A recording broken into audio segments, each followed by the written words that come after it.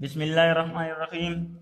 आज हम wolf rearrangement को पढ़ने वाले हैं और हमने जो रीअरेंजमेंट स्टार्ट की है वो है rearrangement migration to electron deficient carbon atom.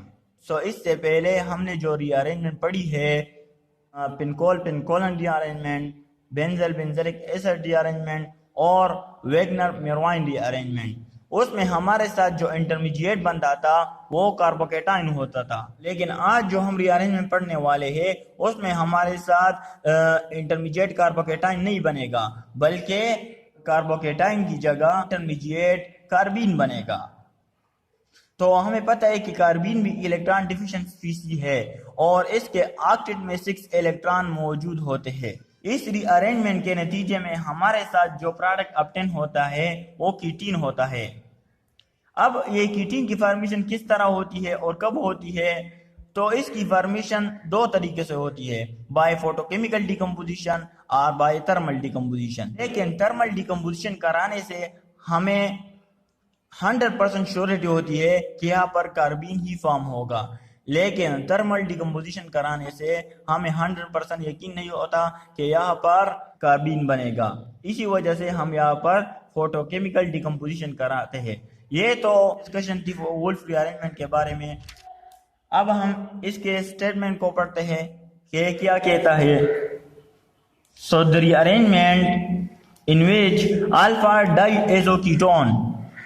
diazoketone is converted into a ketene by the loss of dinitrogen atom by photochemical decomposition or by thermal decomposition, and this rearrangement is called Wolff rearrangement. So हम यहाँ पर definition लिखते हैं। सबसे पहले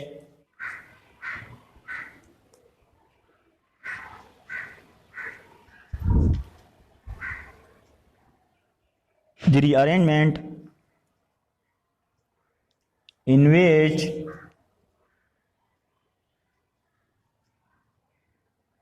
diazoketone is converted into ketene by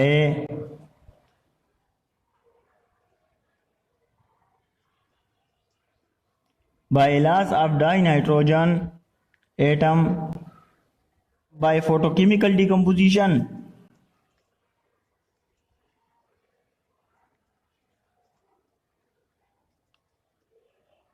or by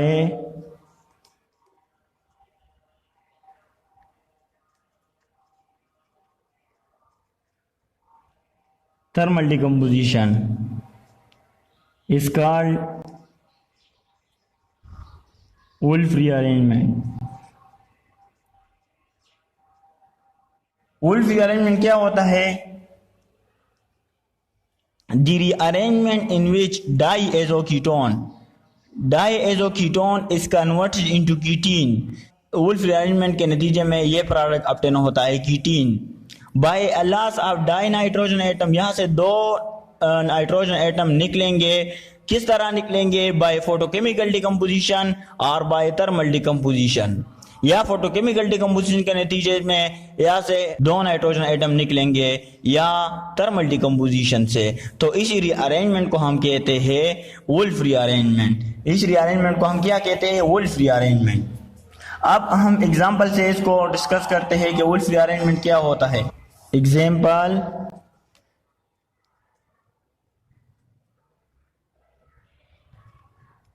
अगर हमारे साथ कार्बोक्सिलिक एसिड हो, कार्बोक्सिलिक एसिड कोई सा भी कार्बोक्सिलिक एसिड हो COOH, और इसका जो रिएक्शन है वो हम कराते हैं SOCl2 थाइनल क्लोराइड से।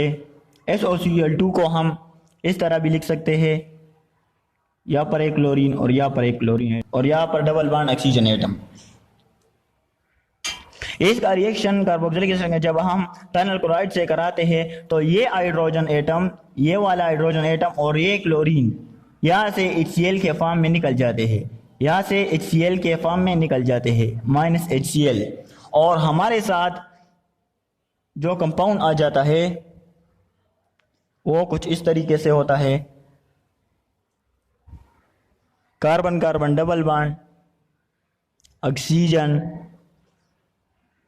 Double bond, chlorine.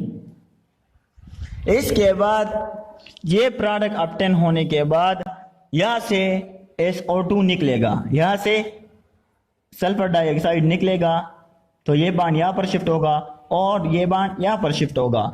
तो इस क्लोरीन एटम पर नेगेटिव चार्ज आ जाता है और इस कार्बन पर पॉजिटिव चार्ज आ जाता है। इसके बाद ये क्लोरीन एटम इस कार्बन एटम पर अटैक कर लेता है और हमारे साथ यहाँ से SO2 निकलेगा, एसाइल क्लोराइड बन जाता है, C डबल बॉन्ड O, और यहाँ पर क्लोरीन, यहाँ पर क्या बन जाता है, एसाइल क्लोराइड। अब ये जो एसाइल क्लोराइड हमारे साथ बन गया है, इसका रिएक्शन हम डाईएज़ोमीथेन से कराते हैं। डाईएज़ोमीथेन, इसका रिएक्शन हम डाईएज़ोमीथेन से कराते हैं। डाईएज़ोमीथेन का जो फार्मूला है वो CH2NH2। इसको हम इस तरह भी लिख सकते हैं, CH2 - N plus triple bond N। और हमें पता है कि एसाइल क्लोराइड का जो कार्बन होता है वो हमेशा इलेक्ट्रॉन डिफिशन होता है। तो यहाँ पर ये जो क्लोरीन एटम है ये यहाँ पर चला जाता है, तो इस कार्बन एटम पर पॉजिटिव चार्ज आ जाता है और इस क्लोरीन एटम पर नेगेटिव चार्ज आ जाता है, और एज अ रिजल्ट ये जो डाईएज़ोमीथेन होता है वो इस कार्बन एटम पर अटैक कर लेता है। हमारे साथ जो स्पीशी आ जाती है वो R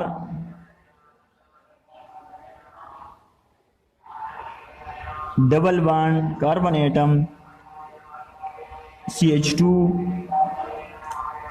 N plus plus triple bond N। अब यहाँ से क्लोरीन निकला है और यहाँ से एक हाइड्रोजन एटम निकलेगा। तो जब यहाँ से एक हाइड्रोजन एटम यहाँ से निकलेगा, तो ये जब यहाँ से एक हाइड्रोजन एटम निकलेगा तो इस कार्बन पर नेगेटिव चार्ज आ जाता है और इस हाइड्रोजन एटम पर पॉजिटिव चार्ज आ जाता है। तो ये हाइड्रोजन एटम इस क्लोरीन के साथ मिलकर एक HCl मॉलिक्यूल बना लेता है और हमारे साथ ये प्रोडक्ट इस तरह कुछ इस तरह आ जाता है, RC double bond O CH minus N plus plus triple bond N। अब ये हमारे साथ क्या बना, alpha diazo ketone. Alpha diazo ketone. इस अल्फा डाईएज़ो कीटोन का जब हम फोटोकेमिकल डिकम्पोजिशन कराते हैं, इस अल्फा डाईएज़ो कीटोन का जब हम फोटोकेमिकल डिकम्पोजिशन कराते हैं, यहाँ से ये N2 मॉलिक्यूल के फॉर्म में, N2 गैस के फॉर्म में यहाँ से निकलेगा। तो हमारे साथ R double bond O CH, यहाँ पर नेगेटिव चार्ज आ जाता है और इस स्पीशीज को हम कहते हैं कार्बीन। यहाँ पर आप लोग देख सकते हैं कि इस कार्बन एटम के साथ 2 बॉन्ड मौजूद है और एक नेगेटिव चार्ज मौजूद है, मतलब यहाँ पर 6 इलेक्ट्रॉन है इसके साथ। और यहाँ पर हम देख सकते हैं कि इस कार्बन एटम के साथ 3 बॉन्ड मौजूद है, एक बॉन्ड ये हो गया, एक बॉन्ड ये हो गया और एक H वाला, और यहाँ पर लॉन पेयर ऑफ इलेक्ट्रॉन भी मौजूद है, मींस यहाँ पर नेगेटिव चार्ज भी मौजूद है। तो इस कार्बन का जो ऑक्टेट है वो कंप्लीट है, लेकिन अगर हम यहाँ पर देखें तो इस कार्बन का ऑक्टेट कंप्लीट नहीं है। तो अपने आप को स्टेबलाइज करने के लिए ये जो R है ये यहाँ पर शिफ्ट होगा, तो ये हो जाएगा R CH single bond C double bond O, और यहाँ पर नेगेटिव चार्ज मौजूद है।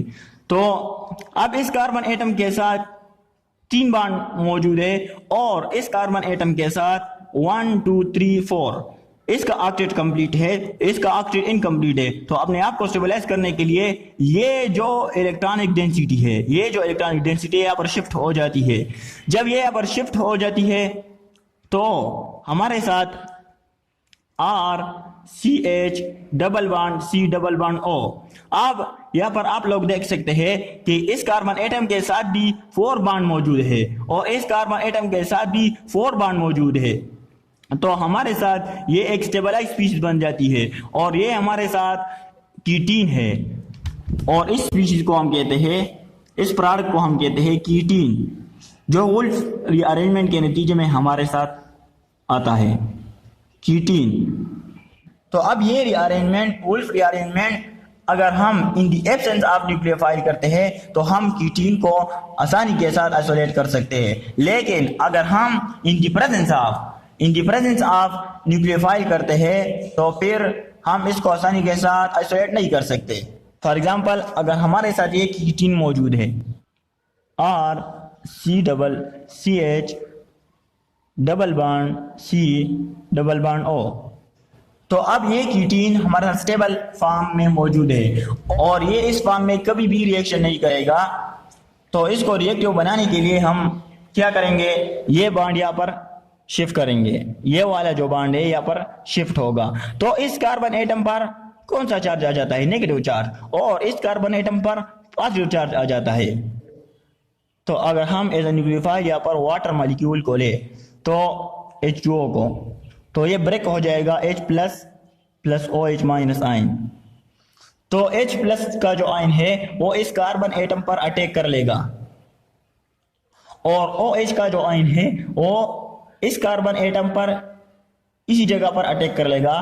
तो हमारे साथ एज अ रिजल्ट जो प्रोडक्ट ऑब्टेन हो जाता है वो कुछ इस तरीके से होता है, CH2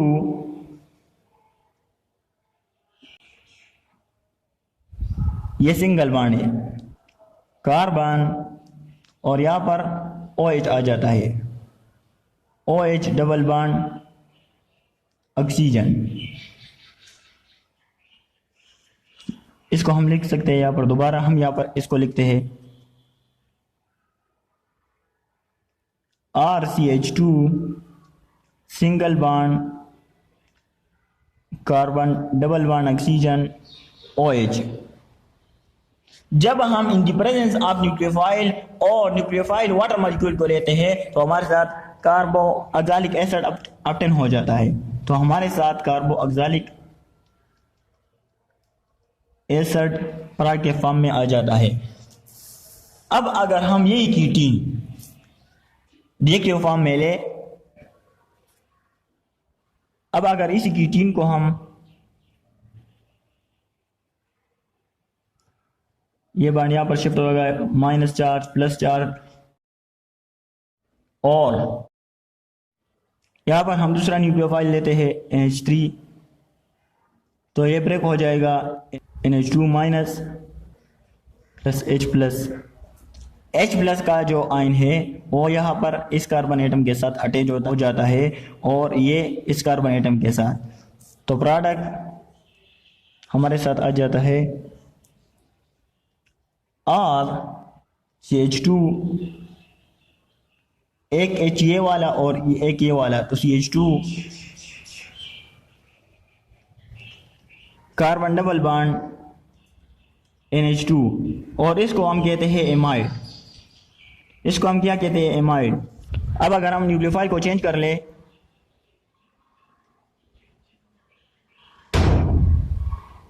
CH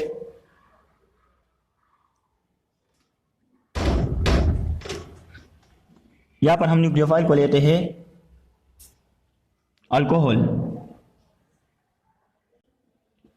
तो H plus plus OR negative, plus वाला इस कार्बन एटम के साथ अटैच होएगा और माइनस वाला इस कार्बन एटम के साथ, तो प्रोडक्ट जो ऑब्टेन हो जाता है RCH2 single bond carbon double bond OR और इसको हम क्या कहते हैं,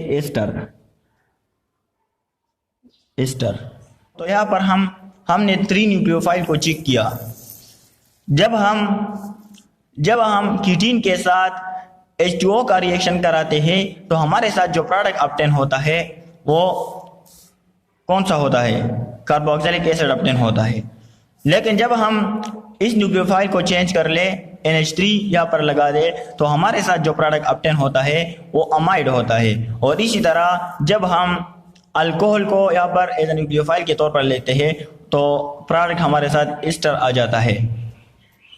इस रीअरेंजमेंट को, ये जो वुल्फ रीअरेंजमेंट हमने पढ़ा अभी, इस रीअरेंजमेंट को हम आर्न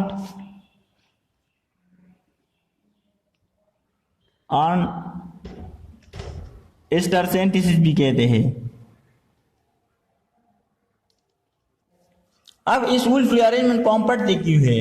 हमने पहले भी कहा है कि इसको हम इसके पीछे जो डिराइविंग फोर्स है वो ये है कि ये कार्बोक्सिलिक एसिड को हाई होमोलॉजी में कन्वर्ट कर देता है। तो यहाँ पर CH3 CH2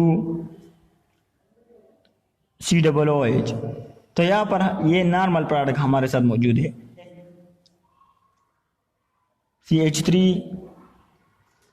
COOH एक प्रोडक्ट ये हो जाता है और एक ये CH3 CH2 CH2 और COOH, और एक प्रोडक्ट ये 1 2 3। तो ये तो नॉर्मल प्रोडक्ट है, ये मिडल वाला नॉर्मल प्रोडक्ट है और ये लोअर होमोलॉजी में शिफ्ट हो गया है। ये कार्बोक्सिलिक एसिड लोअर होमोलॉजी में शिफ्ट हो गया है और यहाँ पर आप लोग देख सकते हैं कि ये हायर होमोलॉजी है, हायर होमोलॉजी। अब लोअर और हायर होमोलॉजी का मतलब क्या है? यहाँ पर आप लोगों को क्लियरली नजर आ रहा है कि यहाँ पर कार्बन एटमों की जो तादाद है वो डिक्रीज हो जाता है, यहाँ पर डिक्रीज हो जाता है। लेकिन अगर हम नीचे देख ले तो यहाँ पर कार्बन एटमों की तादाद इंक्रीज हो जाता है। तो इसी वजह से इसको हम कहते हैं higher homology of carboxylic acid और इसको हम कहते हैं lower homology of carboxylic acid. This is all about Wolff rearrangement, also called Arndt-Ester synthesis. Okay, thanks.